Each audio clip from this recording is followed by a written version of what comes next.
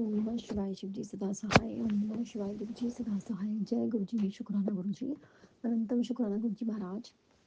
ऐसा गुरु जी, आज हम पढ़ेंगे शिव महापुराण ग्रंथ से कोटि रुद्र संहिता का अध्याय 21। त्रुटियों के लिए क्षमा याचना गुरु जी महाराज। अनंतम अनंतम शुक्राना।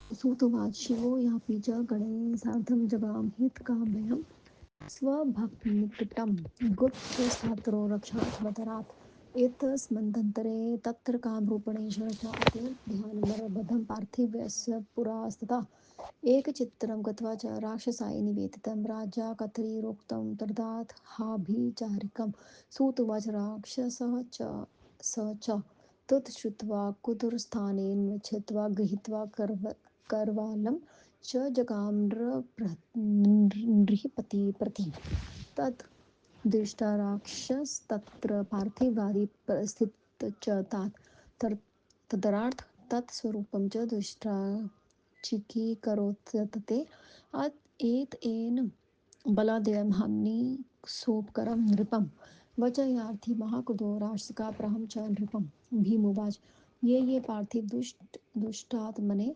क्रियते कीतवाधुना सत्यं वदं च हनायात् तनुमन्था हनिं निष्ठितं सूतुवाच इति श्रुता वचस्तस्य कामरूपेश्वरं सः मनसि चिचिन्ताशु शिवविश्वासपूरितभविष्यं युद्धवाते नास्ति तस्य निवर्तका प्रारब्धाधीनमेवात्र प्रारब्ध स शिवः स्मृति कृपालु शङ्करस्य पार्थिववृत्ते धुवं मर्दनाथ चेकरोहितं तुत्कोऽपि च राक्षसः स्वानुरूपा प्रतिज्ञां च सत्यचेत् सत्प्रीतितो भगवाद्विच्छिदितो श्रुत्वा मम भक्ताय तदा कृत्वि पिण्डयति दारुणं तदाहं तस्य रक्षार्थदुष्टं हानि च सञ्चयं त्वं धैर्य सम्भालध्वा धयात्वा देवं च शङ्करं प्रार्थयामास सत्कृतामनसेव रसाश्वरं तत् दियोस्मनिं महाराज येच्छसस्मि तथा कुरु सत्यं च वचनं हातृविवरं कुरु च हितम् एवं मनसि च धृत्वा सत्यपाशेन यन्त्रिता प्रायः सत्यं वचो राजा राक्षसकं चावमयनं नृपुवाच भजामि शङ्करदेव सर्वभक्तपरिपालकं चराचराणं सर्वाशामीशरं निर्विकारं सूत उवाच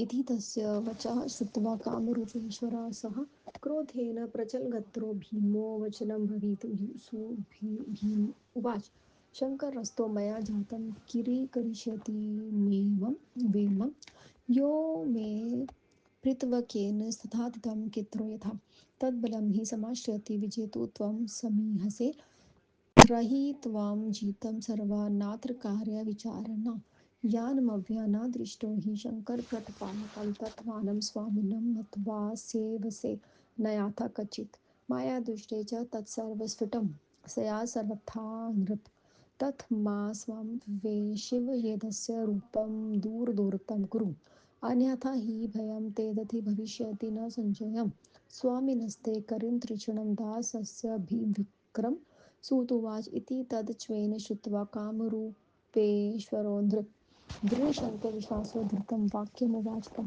राजोवाच अहं च पामरो दृष्टो न मोक्षे शङ्करं पुनः सर्वादपीष्टं वे स्वामी न मां वृषति कदाचित् सूतुवाच एवं वस्तुतः श्रुत्वा तस्य राज्ञः शिवात्मनः तं प्रारस्य दुष्टभीमो भूपतिराक्षसो विवाद भूमुवाच मतो भिक्षयन्ते नित्य च की जनाति स्वकृतं योगिनं च का च निष्ठा वे भक्तानां प्रतिपालने इति कृत्वा मति त्वं च दूरतो भव सर्वथा अहं च तव च स्वामी युद्धवा करावहे सूतुवाच इति युक्तं च नृपश्रेष्ठ शम्भुभक्तो दृढव्रता प्रत्युवाचाभयो भीमं दुःखदं जगता सदा राजोवाच शृणु दुष्टात्मनं मया कृतु च शक्यते त्वं विक्रियते त्राहि कुत्सवम् शक्तिमानसि।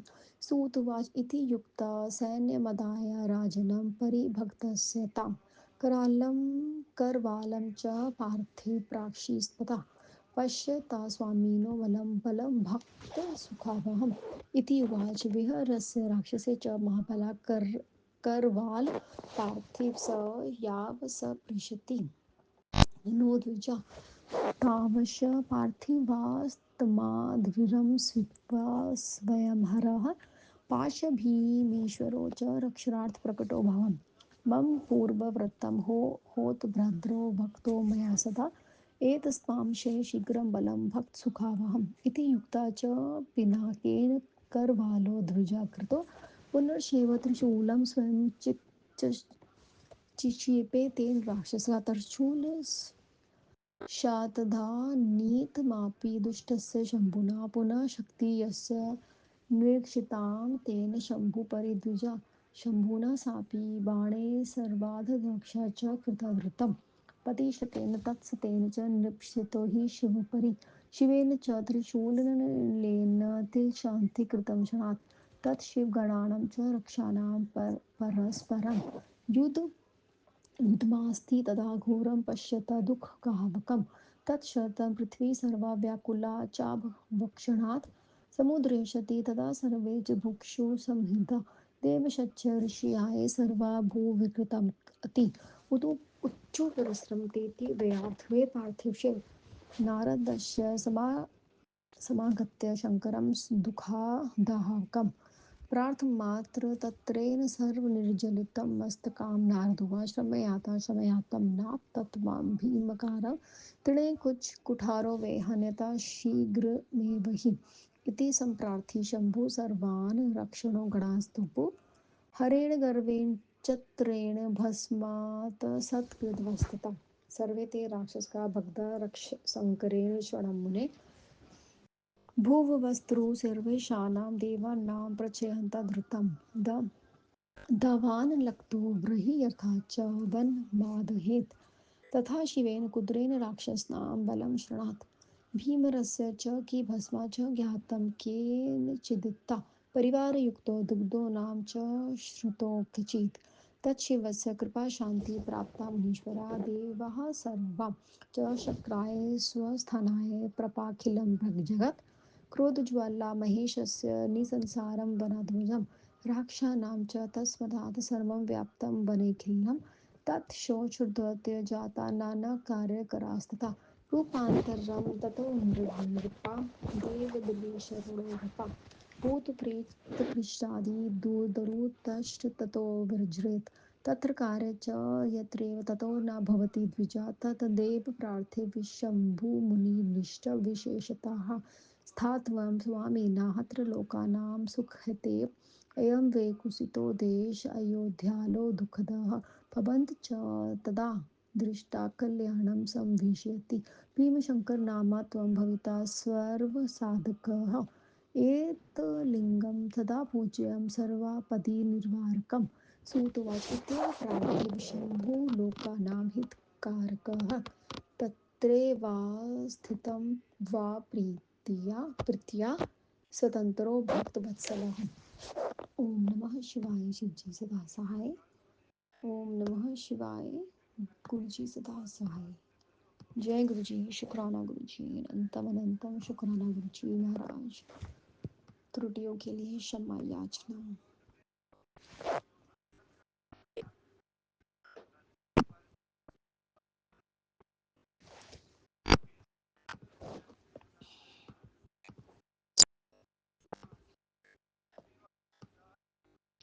सूत जी ने कहा शिव जी ने अपने गणों को आदर से अपने भक्त का हित तथा रक्षा करने की इच्छा से वहां गए किंतु गुप्त रहे इस बीच कामरूप का राजा पार्थिव लिंग के आगे बैठकर अत्यंत ध्यानमग्न हो गया किसी ने वहां बाहर जाकर राक्षस से कह दिया कि वह राजा तेरे विनाश के लिए कुछ अभिचार कर्म कर रहा है सूर्य ने कहा यह सुनकर वह राक्षस हाथ में तलवार ले मारने की इच्छा से राजा के समीप आया वह राक्षस ने पार्थिव आदि को देखा और वह यह राजा उसके लिए कुछ कर रहा है ऐसा उसको देखकर वह सोचने लगा अतः आज इसके बीच में इसके सब उपकरणों सहित मार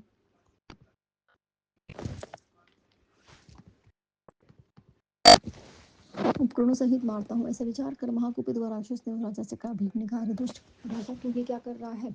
सच बता तो अब तुझे छोड़ देता हूँ, नहीं तो तुझे मार दूंगा।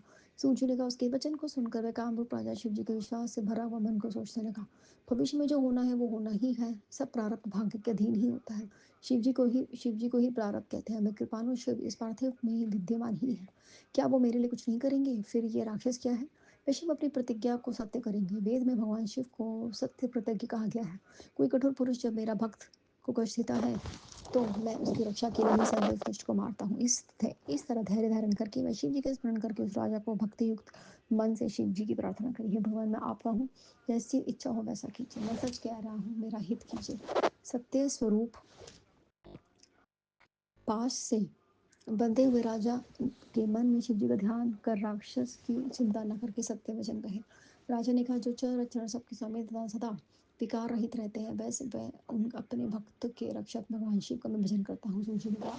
कामरूप के राजा ने वचन को सुनकर क्रोध हो से कांपने लगे। भीम ने कहा, तेरे शंकर को मैं जानता हूँ, तो वह मेरा क्या करेगा? जिसे मेरे पिता के भाई रावण ने नौकर की भांति स्थापित कर दिया, उसके बल को देखकर तू जीतना चाहता है? अब तू सब कुछ जीत चुका, इसमें कोई संदेह नहीं।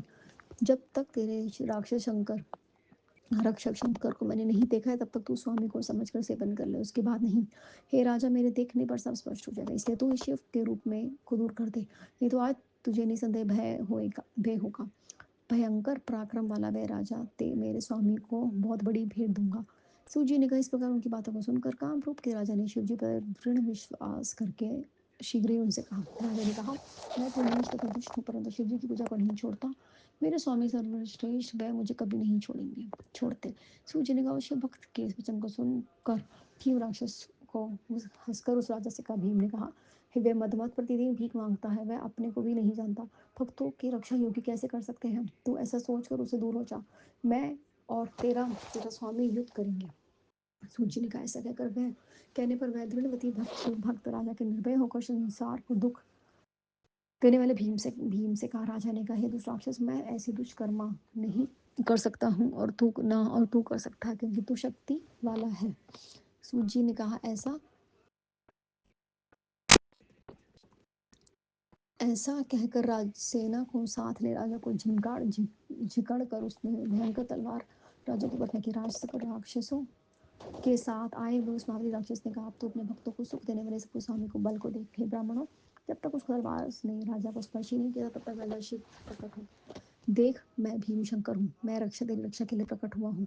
मेरी प्रतिज्ञा है कि मैं अब इस भक्त को सदा रक्षा करूंगा। उसके बाद अब तू मेरे उस बल को देख, जिससे मैं भक्तों को सुख देता हूँ। इतना कहकर उन्होंने अपने धनुष से उस तलवार के 2 टुकड़े कर डाले। फिर उस राक्षस को त्रिशूल फेंका। शिव जी ने उस दुष्ट के त्रिशूल को 100 टुकड़े कर दिए। ब्राह्मणों, फिर उसने शिव जी के भक्त शक्ति पर प्रहार किया। उसे भी बाणों से शिव जी ने काट डाला, लेकिन काट कर लाखों टुकड़े कर दिए। फिर उसने शिव जी के ऊपर पाश्रित बागची फेंकी। फिर उसने त्रिशूल से चूर चूर कर दिया। तब शिवगण और राक्षसों को युद्ध हुआ, जो देखने वालों के लिए भी कष्टदायक था। उसके बाद संपूर्ण पृथ्वी क्षण भर में ही व्याकुल हो उठी। तब समुद्र पर्वत हिलने लगे। देवता तथा ऋषि अत्यंत व्याकुल हो गए और कहने लगे, हमने व्यर्थ शिव जी की प्रार्थना की। नारद जी ने आकर हाथ जोड़कर सृजना पर दुखनाशक शंकर जी से प्रार्थना करी। नारद जी ने कहा, हे भीम पराक्रमनाथ, आप क्षमा कीजिए, क्या कहीं तृण का नाश करने के लिए भी क्रोध चलाया जाता है? आप इसे शीघ्र ही मार डालें। इस प्रकार प्रार्थना करके प्रभु शिव जी ने सभी राक्षस गणों को हुंकार रूपी अस्त्र से भस्म कर डाला। हे मुनि, शिव ने सभी देवताओं को देखते क्षण भर में उन सबको जला दिया। देवानल अग्नि जैसे क्षण भर में ही वन को जला देती है, उसी तरह उसी वैसे ही कुपित शिव जी ने राक्षस को सेना को जला दिया। भीम राक्षस की भस्म कौन सी किसी ने नहीं जाना। वह संपूर्ण परिवार से ही जल गया और उसका नाम भी कहीं सुनाई नहीं पड़ता। तब शिव जी की कृपा से सभी इंद्र आदि देवता, मुनीश्वर तथा संपूर्ण संसार स्वस्थ हो गया। शिव जी के क्रोध से अग्नि एक वन में दूसरे वन में फैल गई। पूरे वन में राक्षसों की भस्म फैल गई। फिर वहां अनेक औषधियां पैदा हुई। उसके बाद उत्तम वेशधारी मनुष्यों की मुख कांति प्रसन्न हुई। ये ब्राह्मणों, वह उस भस्म को वह कोई कार्य नहीं है जो नहीं हो सकता। भूत प्रेत पिशाच भी जो उस भस्म से दूर हो जाते हैं। तब देवताओं तथा ऋषियों ने विशेष करके शिव जी की प्रार्थना करी। उन प्राणियों को सुख देने के लिए वहां स्थिर हो गई। यह युद्ध न यह युद्ध ना करने वाले के दुख देने वाला देश नीच है। या आपको यहाँ स्थित रहकर लोगों का कल्याण करना होगा। सब मनोरथों को देने वाले आप भीम शंकर कह यहाँ कहलाएंगे। सभी आपत्तियों का नाश कर यह लिंग सदा पूज्य होगा। सूत जी ने कहा, इस प्रकार प्रार्थना करने पर लोक हितकारक स्वतंत्र भक्त वत्सल शिव जी वहीं स्थिर हो गए। ओम नमः शिवाय। शिव जी सदा सहाय। ओम नमः शिवाय। गुरु जी सदा सहाय। जय गुरु जी। शुक्राना गुरु जी। अनंतम अनंतम शुक्राना गुरु जी महाराज।